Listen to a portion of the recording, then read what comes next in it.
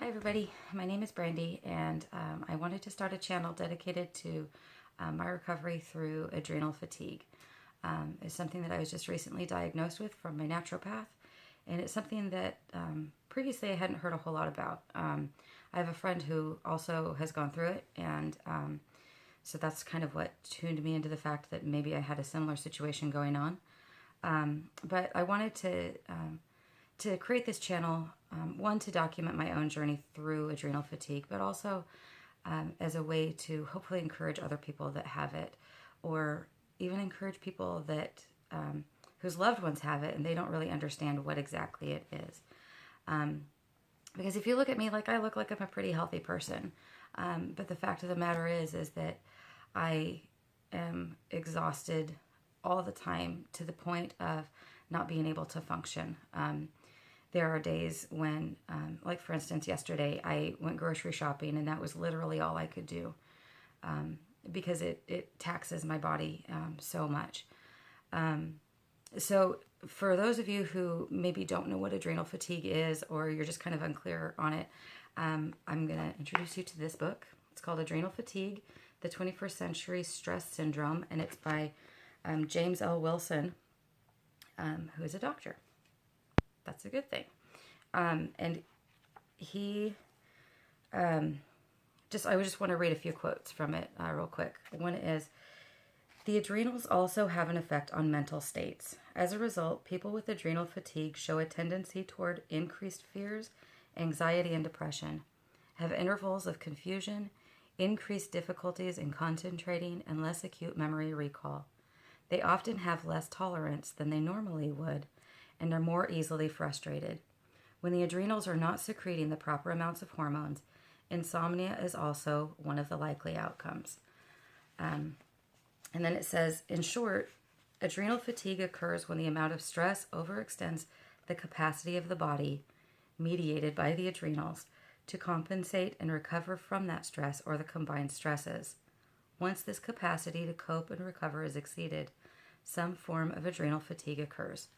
So the way my doctor described it is that we're all built with this fight or flight response. And with adrenal fatigue, your body simply can neither fight nor flight. It just kind of crashes in on itself to the point you can't really do anything.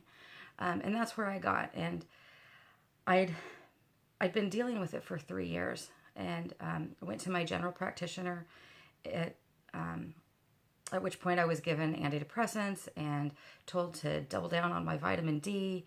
I tried to join the gym and kind of increase my physicality. I'm overweight, so I figured that being overweight, that's probably taxing my body, which of course it is. But I also just couldn't seem to maintain any energy.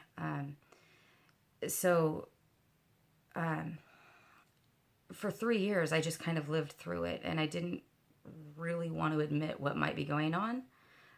Because to be perfectly honest, I kind of thought adrenal fatigue was like sort of one of those made up kind of weird illnesses.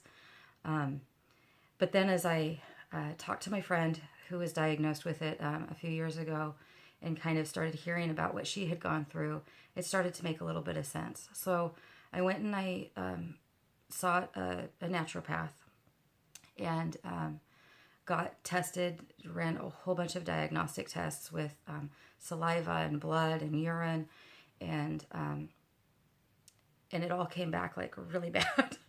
And so on top of the adrenal fatigue and the chronic fatigue, I also am pre-diabetic. My CoQ10 is like the lowest she's ever seen, which I can't remember what CoQ10 does. I also have a heart condition, so what extreme fatigue will potentially do, what it can do if it's left untreated, is it essentially taxes all of your internal organs. So things like your lungs and your heart kind of stop working the way that they should. So that's not good. I've got 2 teenagers and a husband, and I have a life to live. I'm 43, and I feel like I'm 93, and I shouldn't feel this way. So So this is kind of my opportunity to share with you guys some of the tools that I'm going to be using to hopefully get better. Right now, my naturopath has me on several different herbal supplements, including pure adrenal. And the frustrating part that I'm at right now is that it seemed to work really well for the first, I don't know, maybe month. I saw an incredible improvement, and I was like, wow, this is it. This is how I've been meaning to feel and wanting to feel for so long.